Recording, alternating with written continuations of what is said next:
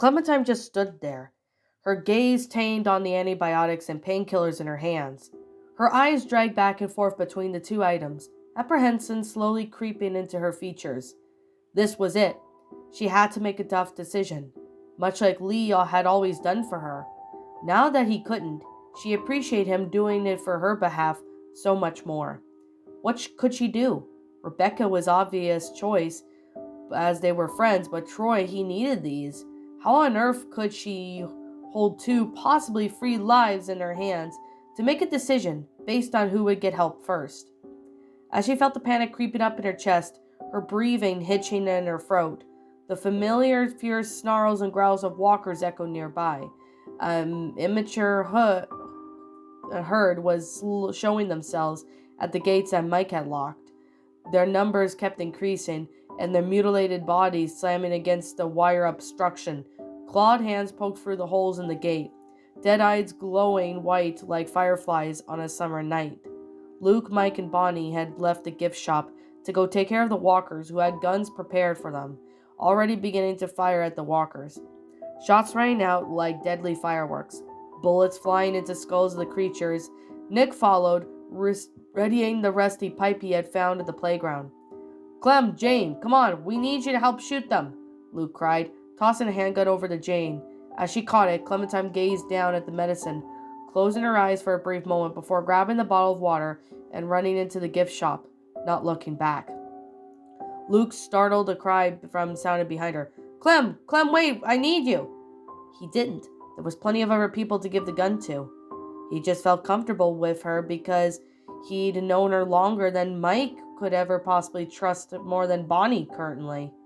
But she couldn't shoot the walkers right now. No one else would give a shit about Troy if she didn't help, and they'd have a walker inside if he died. A walker with very easily access to Rebecca. "Give it to someone else," she called back. "I need to do something first." Without hesitation, she kneeled down to Troy, nodding the man and shaking as it felt more fragile than it looked. Maybe it was because he was always acting like a top dog back at Howe's. But she didn't even notice how scrawny he was. His severed limb wasn't bleeding anymore, but it was swollen and red. She was no expert, but it looked infected. Combined with the high fever, it made sense. In the back of her mind, Clementine wondered if he was dying anyway from the bite that he had gotten in the herd, or if he'd bitten after and that he had hidden until now. Quickly, she inspected his clothes, thankfully not noticing any teeth marks through the fabric. However, the treat of the old bite still possibly existed, and it wasn't proven that severing the limb would save a victim's life. Clementine just had to hope that this infection wasn't from the bite that could be healed. Her hatchet was still at her side, and of course just in case if she needed it, but she couldn't really put Troy down immediately. She had to try and save them first, after all the trouble she had already went to. Chewing on her lip apprehensively, she placed a small hand on his forehead, drawing back a moment later, after feeling how hot it was. It seemed that the fever had already spiked again. She wasn't the best at this sort of thing, but she was the only one who cared at the moment. "Troy," she hissed, slowly nudging his shoulder. "Troy, wake up." "Rebecca, push!" Clementine could hear Serena and Kenny instructing Rebecca through labor, the pregnant woman screaming in pain between the cries of pain and the gunshots echoing from outside. The girl had trouble focusing on her current patient. She didn't dare turn around not to look at Troy at the verge of death. Overwhelmed by her surroundings, she had to shove him again, repeating her words a bit louder. "Troy, come on! You need to open your eyes." The overstimulating environment made her angrier. Why wasn't he listening to her?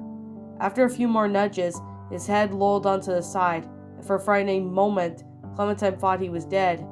However, ragged gasps continued to push out of his lips, and when he wasn't responding, she felt she hit his remaining arm. "Open them now!" she snarled, shooting him an intense, frustrated glare. Finally, his tired eyelids lifted halfway to reveal glazed-over brown irises, slowly shifting over in her direction.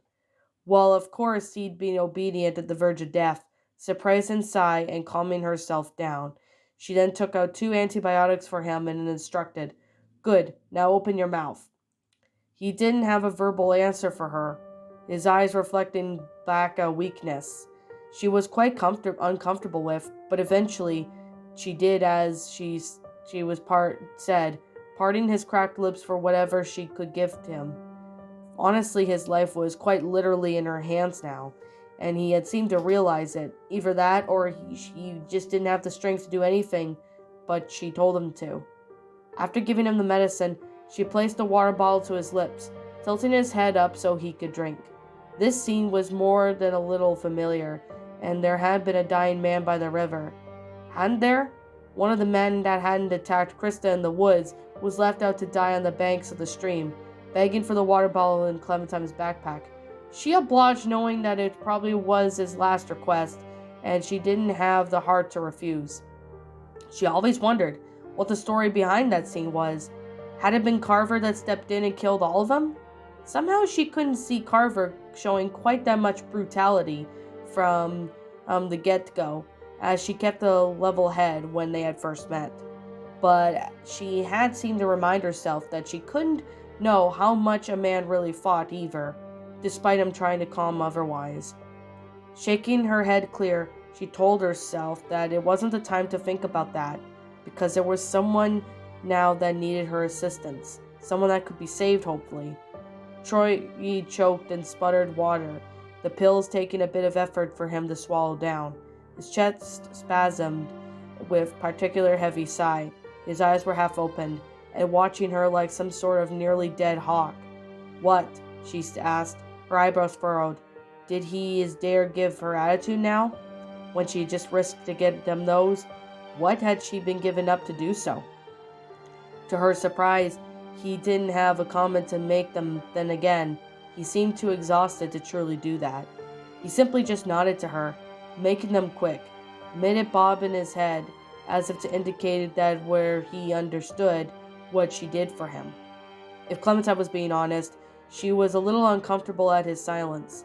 Someone would usually so loud, not saying a word as off-putting, all the same. His fever was still present, but she wasn't finished with him.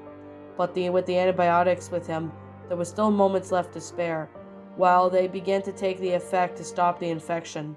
She could work to bring the fever down manually, but first she would have to give Rebecca what she had been denied before.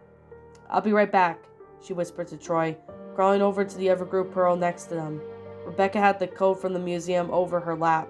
Sarita was helping deliver the baby, while Kenny eased her for her breathing. Sarita stood by, almost hesitant to offer input, but what held little supplies they had nonetheless. Clementine approached her friend, handing her the other girl the painkillers with an extra water bottle to her. "These are for Rebecca," she explained, casting a glance over at the soon-to-be mother. How's she doing?" Sarah's eyes fell and shrugged. She accepted the supplies. I'm not really sure. Sarita's letting me hold the supplies to make sure to watch Rebecca, but it doesn't feel like I'm doing anything so far." "A lot of help comes after the baby's born too," Clementine reminded her. "Sarita will need you, and if you want, you could help out with Troy too." The older girl nodded, gaze wandering over to the man's frail form, her teeth then sinking into the bottom lip of apprehension. "I can help him, Clem. I tried to help with them both if I can." Rebecca let out a pained scream, making Sarah flinch and turn her attention back. "Sarah, we need some water," Sarita cried. Her voice drowned out all the noise her patient was making. "I'll be back." As quickly as she could, Sarah ran back to the free, handing the water bottle to them. It was probably a good thing that they had found those big jugs of water before. It was safe to assume that Rebecca and Troy were dehydrated, and they were going to need as much of it as they could get. Rebecca's grip on Kenny's hand tightened as she pushed with her effort, beads of sweat trickling down her forehead. The gunshots continued to echo throughout the outside the gift shop.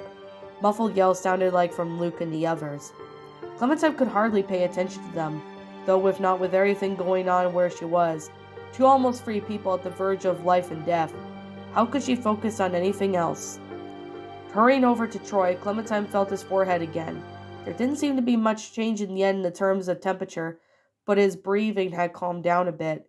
His eyes were still slitted, but open, staring at her almost hauntingly. She didn't see the abusive second in the commander to carve her any longer.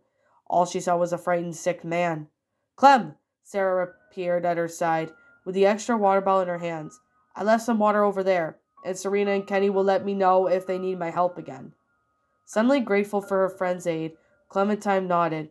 We need to bring this fever down. Any ideas? Sarah thought for a moment. My dad used to put a washcloth over my forehead when I would get a fever, so we could probably use this piece of his shirt to make one. Good idea. That was right. Cooling down certain parts of the body helped with fevers. Clementine could recall how her mother had pressed her forehead with cool compress when she had been sick, and how wonderful it felt.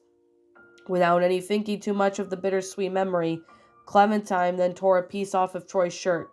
Speaking of, he would need to bundle up with something soon, or else he'd freeze, and then hand it over to Sarah. The girl dabbed it with water on it, smearing the coldness over the man's forehead. He shivered at the touch, and his eyes not leaving Clementine's, but it didn't try to get away. At least, he couldn't avoid anyone. Whatever he wanted to, she wasn't so unsure. Awkwardly, she fidgeted and leaned back on her knees, checking back over his body for anything else that might be bothering him. The amputated area was doing just a bit better, and it wasn't bleeding.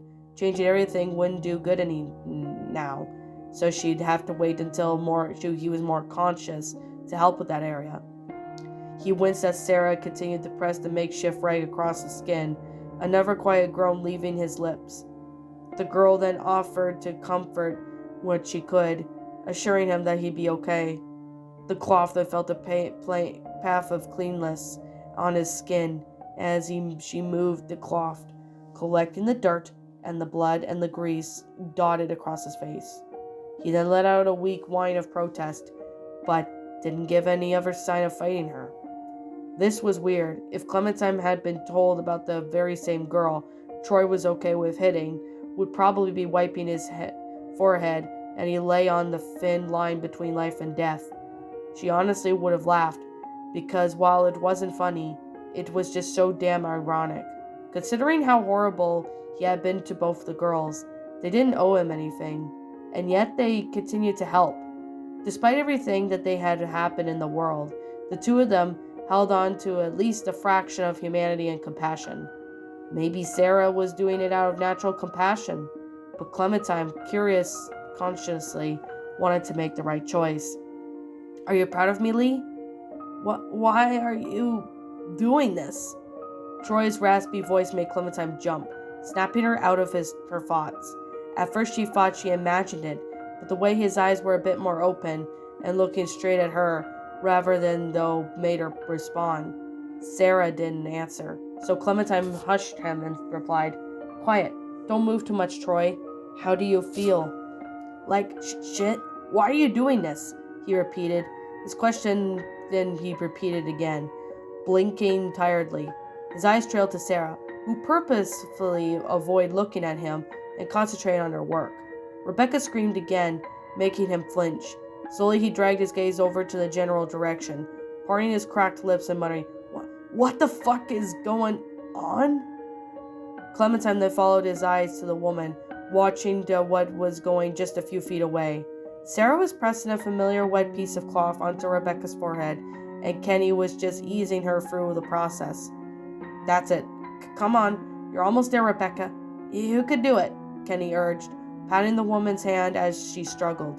Rebecca howled in agony, throwing her head back, with all the sudden shift in volume that made Clementine realize that those gunshots from outside had stopped. Turning her attention to where Luke and the others had been shooting the walkers, she noticed that the way they yelled at one another was running just outside before a loud crack shot through the air. The ground rumbled underneath them. Troy's eyes widened saucer-wide, his teeth clenching. What is happening? He hissed, his gaze darting over wildly as his panic settled into his features. Clementine then grabbed his shoulder and gave it a gentle squeeze, more or less of an instinct, knowing that he couldn't move and was probably very confused. Plus, she herself didn't really know what was going on. I'm going to look, she murmured to Sarah. Okay. The older girl looked uncomfortable, unsure of really to go. Maybe you should stay here, Clementine suggested. After receiving a non-response, she stood up and almost ran into Luke, Mike, Bonnie, and Nick. "Where's Jane?" Bonnie called out. The three of them were crowding around the entrance and blocking Clementine's view outside. She could hear something crumbling and snarls echoing further away, but she couldn't see.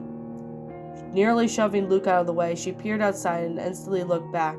A frightened look crossed in her face. The observation deck was completely gone, in complete shambles now. Walkers were stumbling around, some skewered on some support beams of the deck.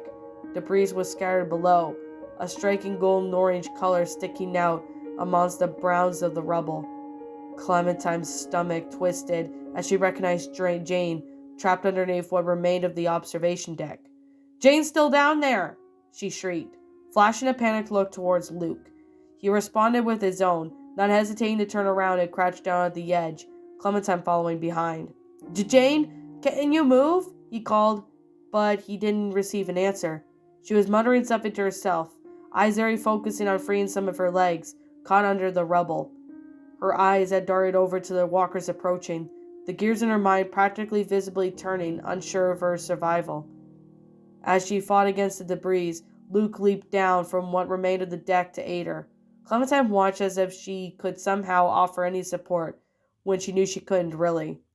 "That's it, Rebecca!" Sarita's joyful cry was almost drowned out with the blood roaring in Clementine's ears.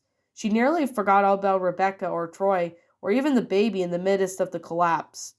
She had watched helplessly as Luke fired his gun at the walkers approaching, lifting a few new pieces off the deck that trapped down the woman. However, he hissed in pain at the moment as she tried to stand up, prompting the man to lift her in his arms. With a yelp, Jane swatted at him. "Put me the fuck down," she snapped, flailing Luke. He held on, though replying that it was either accept his help or die, and she had to shut up rather quickly. He attempted to lift her up onto the deck, but the edge was too far. "Damn it, we can't reach!" he cried. Staying the obvious despair washed over their faces. A large figure appeared next to Clementine. Before she could share the reaction, Nick leaned down, nearly falling over the edge himself, and held out his hand like a lure looking for fish. Luke man, hold on!" he called, his tall stature letting him reach Jane's hand and yank her back up. However, even with Nick's size, wouldn't allow him to pull her up alone. Mike and Bonnie grabbed onto the man from behind, yanking up the woman dangling for her life just above their walker's jaws. Nick barely got Jane up onto the deck before letting go of her, bending down to grab onto Luke's outstretched hand. The man appeared to be on the edge, climbing up into the remains of the deck and crawling forward inside, the others following in return. However, right before they all rushed inside, Clementine caught Jane's gaze as she looked rather disheveled, but was just trying to play it off by brushing a hand behind her ear, tucking back what little hair she had. But Clementine could see right through her. "Things were just better when you're alone, huh?" she asked, quirking an eyebrow knowingly. Jane's lips parted, though, as she wanted to say something, but ultimately nothing came out. Instead, she simply just brushed past the girl. Clementine then watched as the limp inside her and set her down. Her own gaze trailed between Troy, still lying in pain, and the pinkish-brownish squirming thing in Sarita's hands. All at once it all connected, the dots. Rebecca's cries had been replaced with those of the baby's. The baby was alive. Brightening, she approached the new mother, watching Rebecca smile towards her child. It looked as if some sort of strange, and Clementine wondered if it was the same look all babies looked as they were born, if she had looked like that once. None of the adults seemed worried, so they could only assume that it was normal.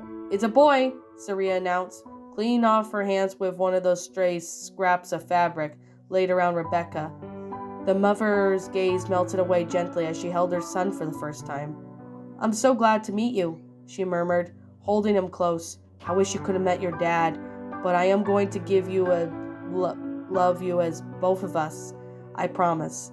She then cast an exhausted look over to the group watching her, holding her thanks to each of them. "He's so cute!" Sarah exclaimed, rejoining the group at the sight of the newborn.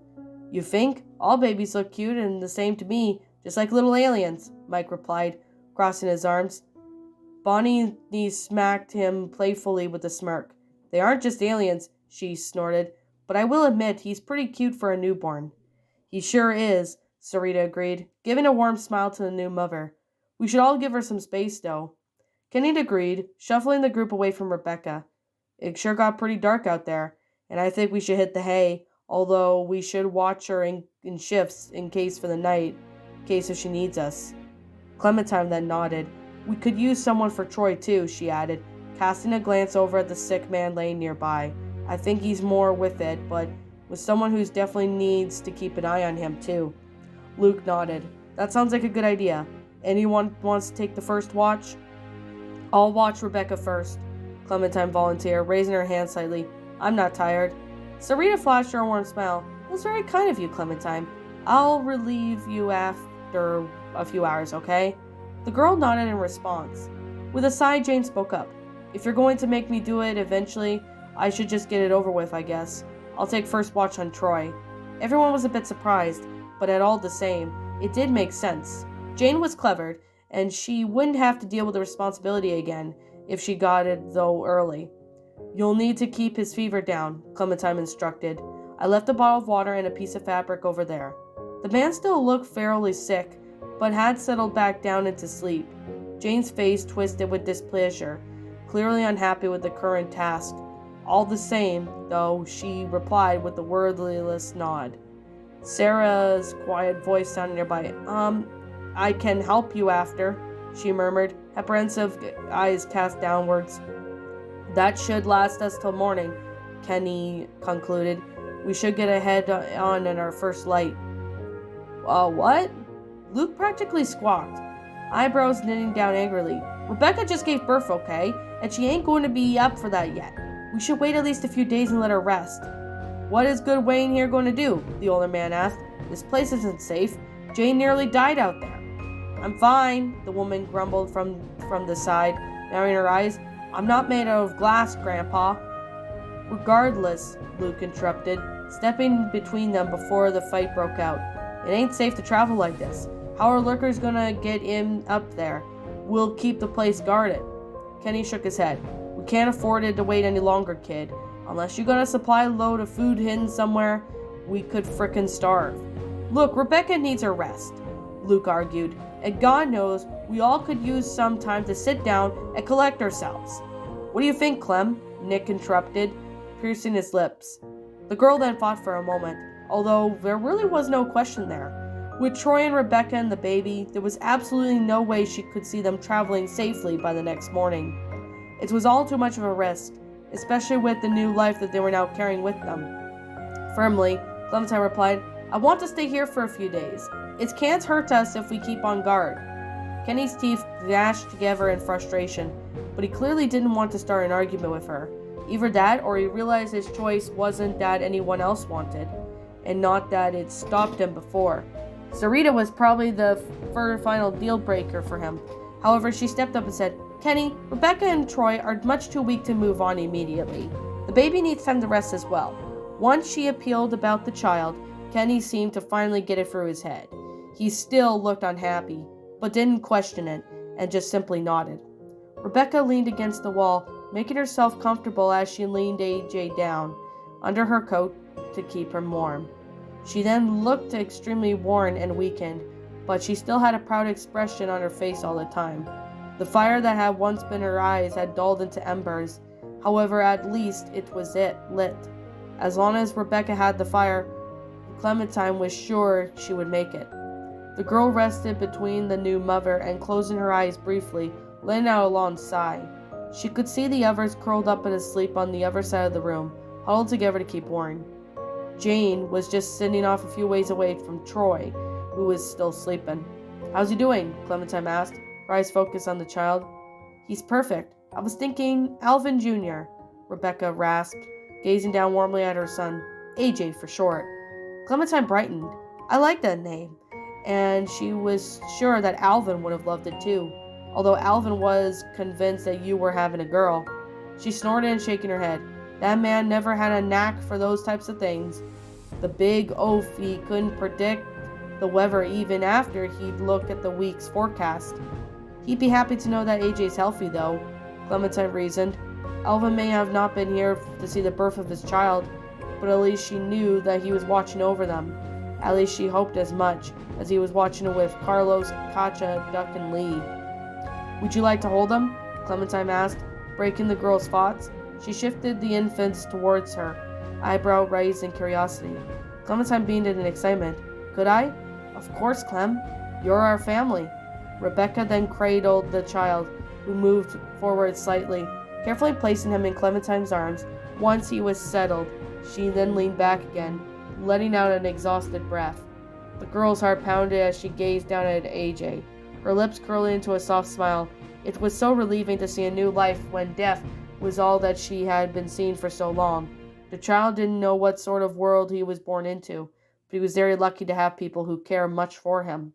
Clementine felt her chest swell with warmth as she vowed to protect AJ like a big sister. "You were right, Rebecca," she remarked.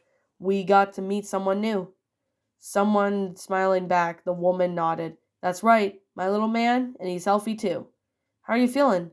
Rebecca shrugged. "Weak, I suppose, but relieved. Glad it's all over with." "You should sleep, Rebecca," Clementine suggested. "I can hold him." Rebecca nodded, letting out a sigh of relief. Clementine was just sort of glad that the woman wasn't like the mother raccoon that she had once seen in the treehouse with her babies. At the moment that she tried to get close to them, the mom began to hiss and snap at their tiny jaws. But it was just nature. But Rebecca trusted Clementine enough to let her watch AJ while she slept. The new mother lay down, covering herself with the coat they found in the museum. Within minutes, she was asleep. Clementine just sat there in silence for a while watching Rebecca's side rise and fall with a rhythm. AJ was curled up in Clementine's arms. As if she closed her eyes, she could hear her breath sink. The rest of the group seemed to be all still and quiet, save for Luke, who was outside, keeping a watch on what remained of the deck. Sarah was sleeping between Nick and Luke, three of their bodies pressed closely for warmth. Kenny and Sarita were in the same fashion, as well as Mike and Bonnie.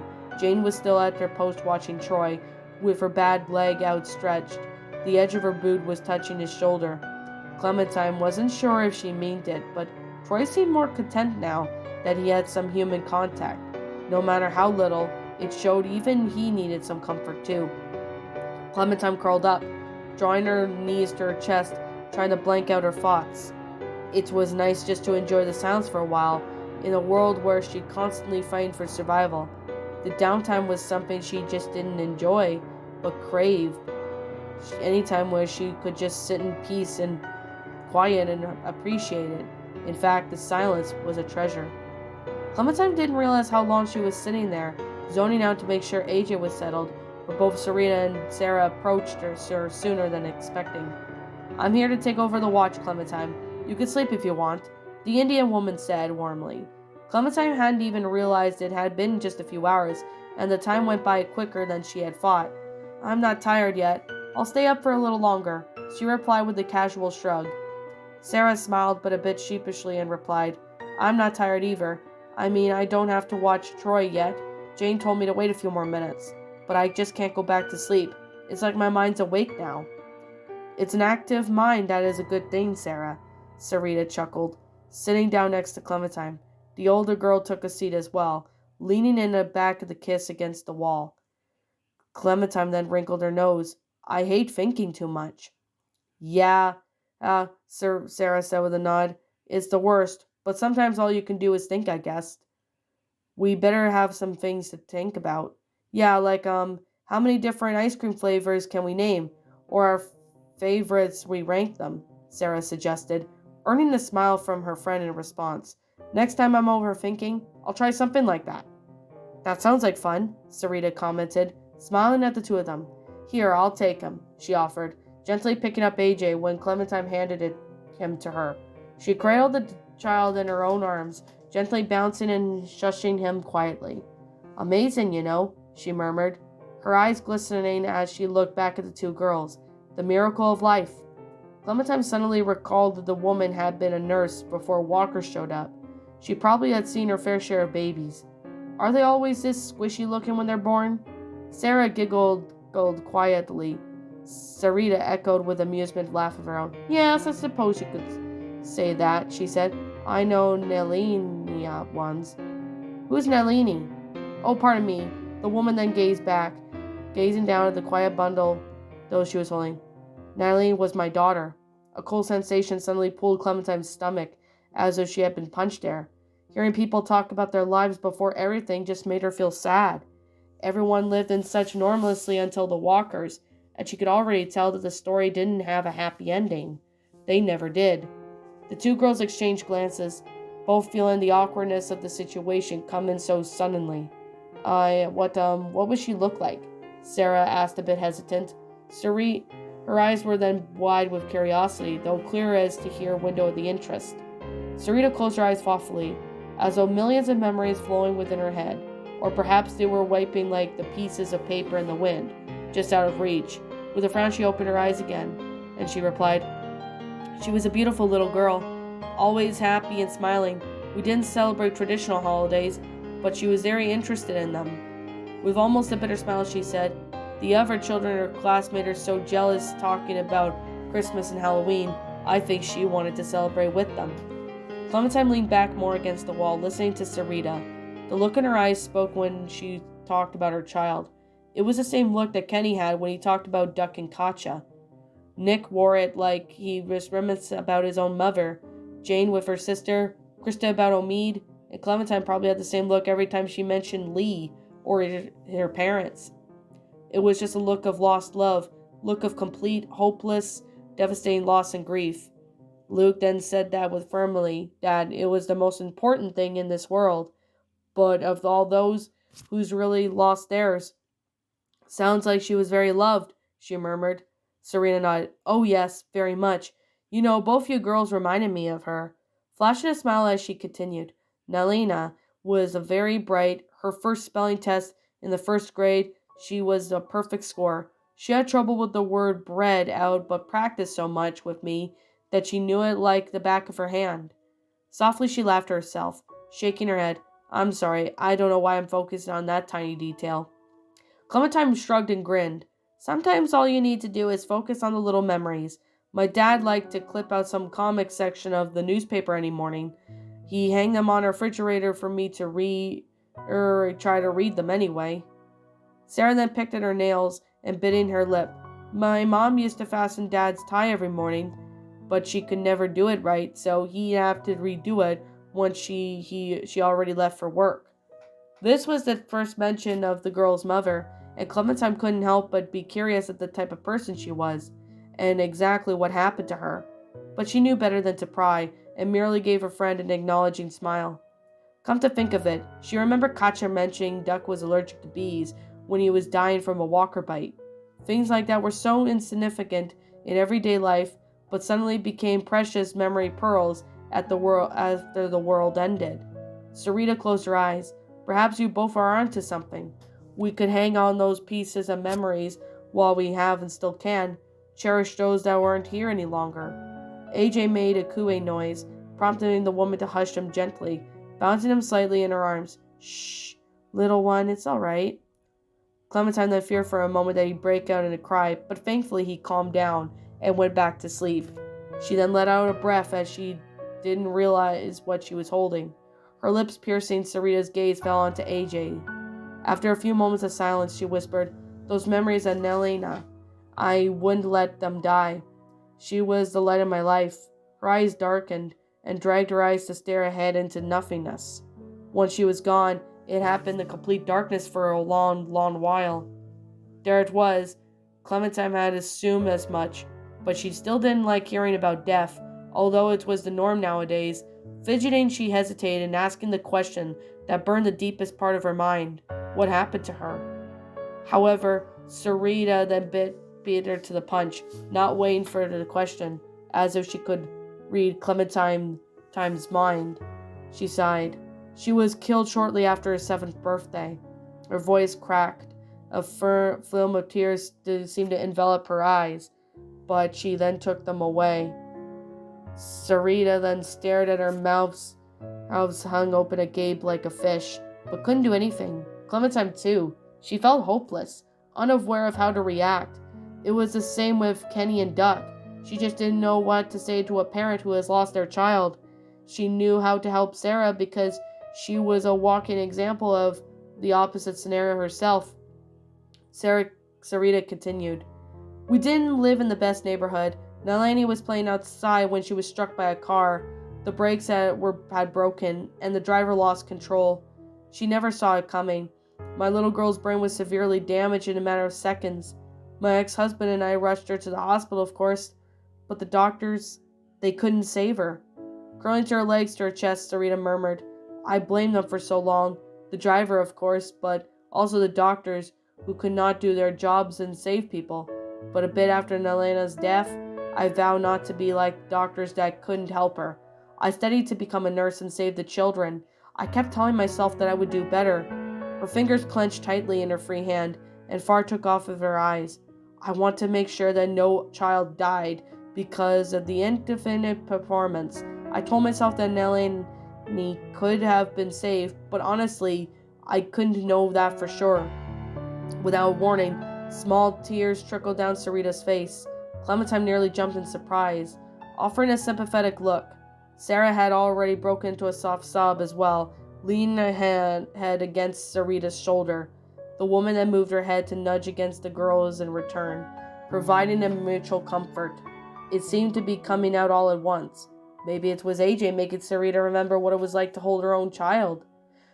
Oh, she sniffled, rubbing her back of her arm with her sleeve. Sorry, girls, I don't think of her often, but I suppose every once in a while I just need to get it out, or it will consume me. Grief often worked like that. Hadn't Lee told her something like that once? That moment when she saw her parents, it would be horrible and painful for so long, but eventually, would it subside? That wouldn't hurt as much as someday. It was partly true, and it didn't hurt as much as the internal shock of seeing her parents as walkers, yes, but it still didn't throb dully within her. Like a scar, 3 scars, one for Mom, one for Dad, and one for Lee. But those were the more bottled up in her sadness, the worse it became to them. And Clementine realized this too. She had allowed herself to feel the sorrow of loss and didn't even try to bottle it up. Doing so was dangerous, after all.